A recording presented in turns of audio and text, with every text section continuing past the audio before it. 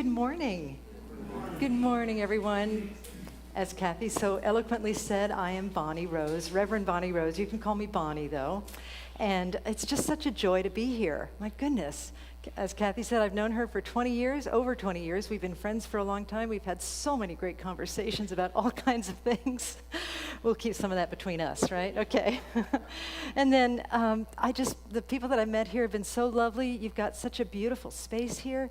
You are just like the luckiest people in the world. I just love it here. Thank you so much for hosting me. It's really beautiful to be here. The talk title today is Life is Amazing, Even When It Isn't.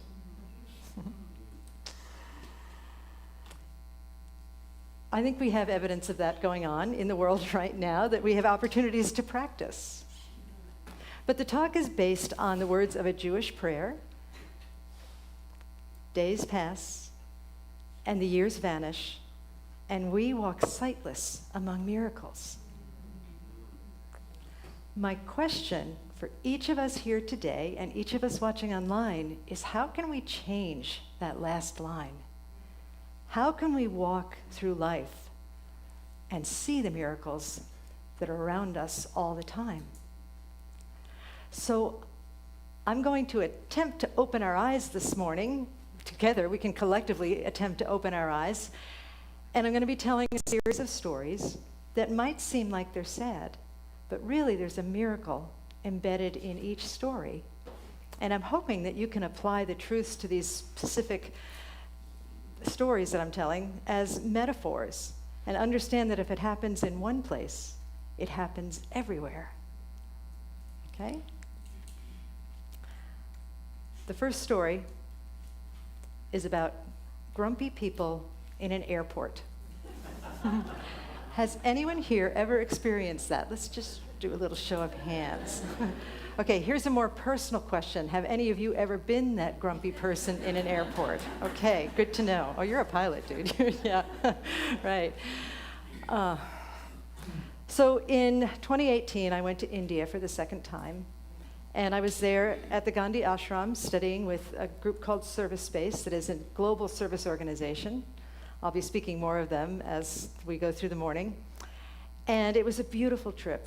We were with all of these great spiritual luminaries, and it was wonderful. By the way, I said 2018, but it's 2023 because it was right after COVID.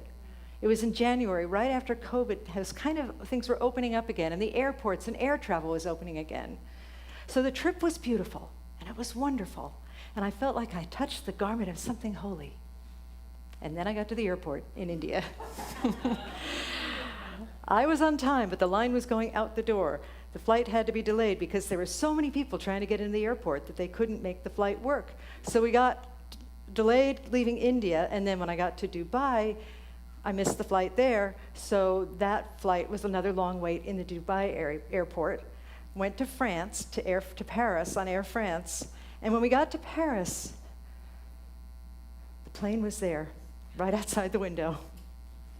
And it was beautiful, people.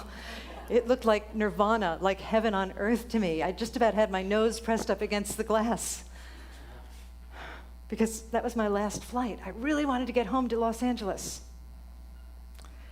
Finally, after a long delay, they told us we were going to get on the plane. Now, there was one of those ramps that go into the plane, but oddly, they did not steer us toward the ramp. They steered us toward the stairs. And so we all walked down the stairs, but we didn't get on the plane. We got on a shuttle, on a bus, on an airport bus. And it was crowded. It was kind of like that picture, but worse. It was dark. I was dressed for India. And it was January in Paris, France, in the middle of the night. It was cold, and people were angry. And then, to top it all off, there was a baby. This baby started screaming at the top of her voice, and you could see the frustration level just rising. Now, I often will use travel as spiritual practice, so I'm like, no, just meditate, just meditate. But then, there was this woman who stood up, and she looked like she was agitated, and I was saying to myself, oh, please don't say mean things to the baby or its mom. It's so hard. It's hard to be in that position, please. But she walked over to the baby, and she just looked at her, and she was like this. She said, "Oh, honey, you're just saying what we all want to say."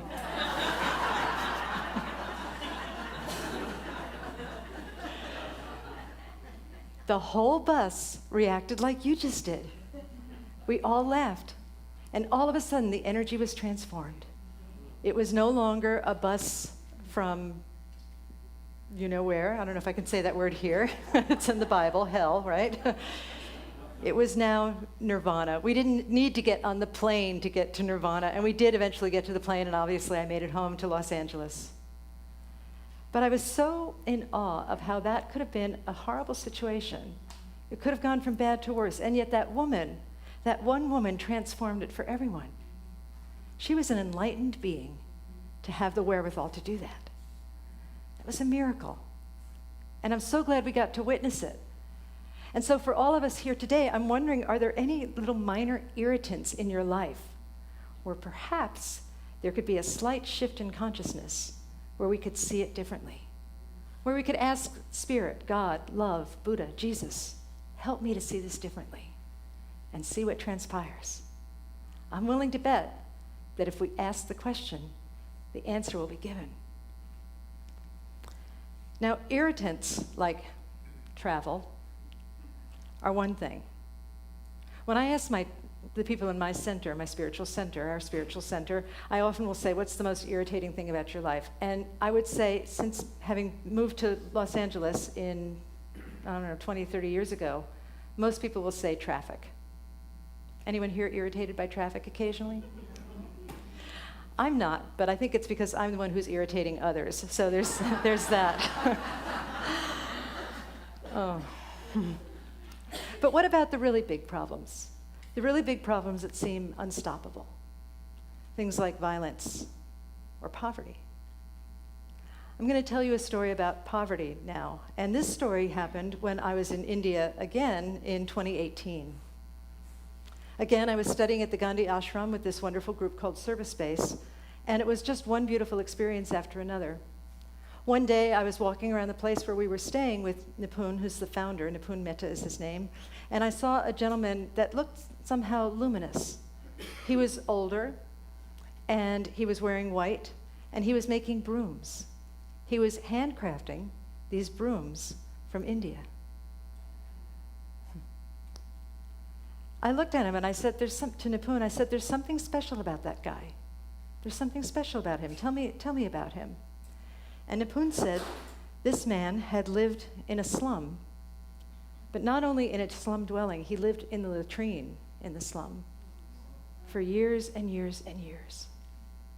Now, I've been in a latrine in India, and I have to say I walked in barefoot, and 2 weeks later my toenail turned blue and fell off. So there's that. It's not a pleasant situation, and I could not imagine living that way. And yet to still be sitting there with such poise and grace, crafting these brooms by hand and infusing the brooms with his poise and his grace. And so I said to Nipun, I would like to go up to him and tell him how much I respect him and how much I honor this thing that he's done, that he's risen up out of poverty and that he's here now safe and wearing white and making brooms and absolutely luminous. How can I show my respect to this person? And Nipun said, touch his feet. It's a thing that we do in India. We just touch somebody's feet, just bend down and touch their feet. It's really bowing to the feet, but we were calling it touch his feet. I asked Nipun to show me how. He walked by this man, Kanchan was his name, and he touched his feet. And then I did the same thing. I touched his feet, and I stood up, and I asked Nipun to translate. I admire you so much. It is an honor to meet you. I have so much respect for you, for where you've been and where you are now. Thank you so much for being here.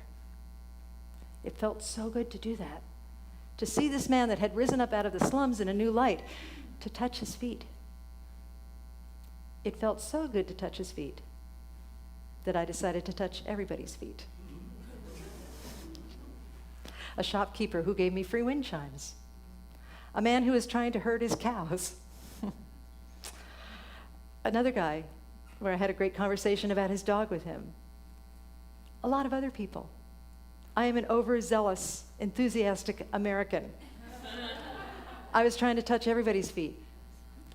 Oddly, when I would try and touch certain people's feet, they would run away from me. or hop or try and touch my feet in response.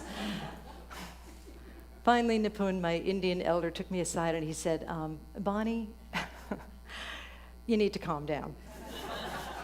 We generally reserve the foot touching just for our elders. I looked at him and I said, that's because they're too old to get away, right? Because I was thwarted in my efforts to touch everybody's feet, I decided just to touch their feet internally, and it's a bow, it's a deep bow, and do a deep bow to everybody that I respected and admired. And I found that I was bowing to a lot of people. And then I started bowing to people that were kind of getting under my skin, and then I started bowing to life when it felt good or when it felt challenging. Not physically bowing, but just saying, I bow to thee, I bow to thee, and experiencing the beauty and the humility that brings. I always tell my congregation that we know that we're in the presence of the one, that we are the one when we feel both simultaneously humbled and exalted. There is an exaltation to humility that cannot be beat. It's an amazing thing. And bowing to life causes me to feel humble and exalted. And so I'm wondering if there's any place in your life that is either challenging or great. You don't have to start with the hardest thing, but just silently bow to life. I honor you. I respect you. I welcome you. Because just like that man making brooms, he was my teacher. And everything in life is our teacher. And once again, in so doing, we reveal the miracle that is embedded even in truly difficult situations such as poverty. Okay, we've talked about irritants, we've talked about poverty.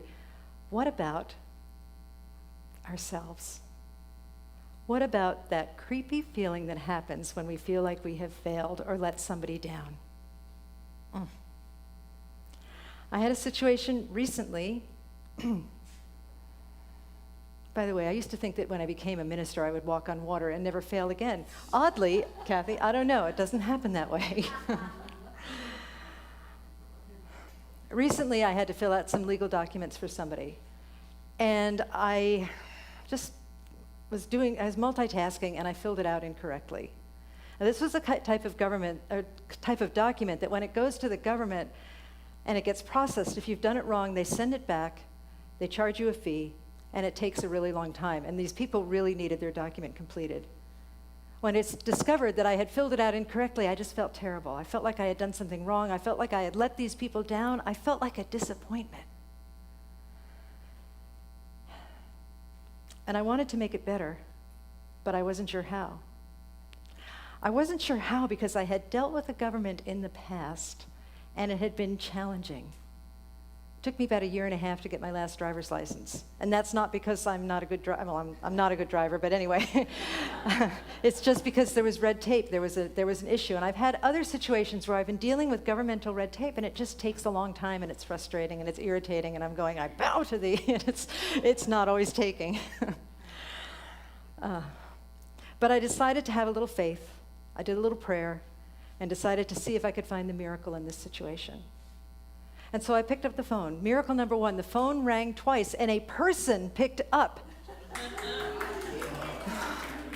Thank you. I feel your glee at that. It was astounding. It was astounding. A person picked up.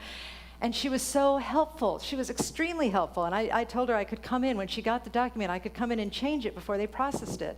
She said that she would look out for it, and she would call me when it came. Felt like that was unheard of. But she said she would do it. And she did. The very next day, the document arrived, and I came in, and I filled out the document, and I gave it to her, and I trusted that all would be well. On my way to going out the door to fill out this document, I picked up a bunch of heart pins. These heart pins are made in India, and they are sewn by some of the women that you see on the slides there. These women have also risen out of poverty to create these crafts. This is one of the many crafts that they create, and they send them all over the world. I'm wearing one today, and there are some in the workshop I'm facilitating as well. Everybody's going to get heart pins. So I decided I was going to bring some heart pins with me to this woman that had helped me and had been so kind. I just wanted to acknowledge that she was exceptional to me, that she was a miracle to me. Got there, as I said, filled out the document, and when it was time to go, I pulled out this box of heart pins, and I handed them to her, and I said, I just want you to have these because you have made such a difference in my life. She opened up the box and saw the hearts, and she got a look on her face.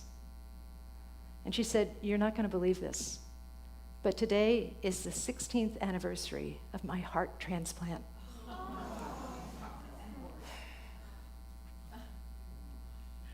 It doesn't get any better than that. It was a miracle. And not only was it a miracle for me, I think of the women in India humbly sewing these hearts by hand. And it's not as easy as it looks. Humbly sewing these hearts by hand and spreading them all over the world, never knowing whose lives they're going to touch. And they touched a life. And now, because of the ripple effect, I'm sharing it with all of you. And perhaps you'll share it with somebody else as well. In my church, we say, practice small acts of kindness and trust the ripples, because ripples are real. Ripples make a difference. In all of the chaos in the world, I think that we're trying to drive out violence with violence, and we're trying to drive out hatred with hatred. What if we were just to settle down and do small acts of kindness and trust the ripples? I started this talk with a quote from a Jewish prayer, and I'm going to read the whole prayer, paraphrase just a tiny bit. Days pass, and the years vanish, and we walk sightless among miracles. God, fill our eyes with seeing and our minds with knowing.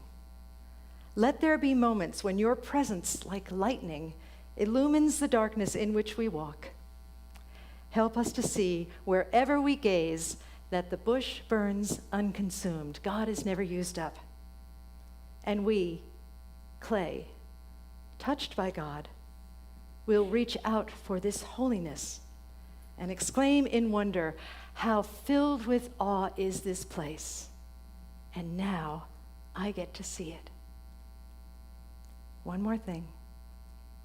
In order to see the miracle, one of the best ways to see the miracles all around us is to be the miracle. And so I invite you now to place your hands over your heart and say, I am a miracle. I am a miracle. And now turn to somebody and say, you are a miracle. You are a miracle. Good job. And now take a moment and just take in this beautiful room, this beautiful community, your beautiful ministers, all of the people that are participating to make this service happen, all of the people online, and say together, we are a miracle. We are a miracle. And so it is. Namaste. Thank you, everybody.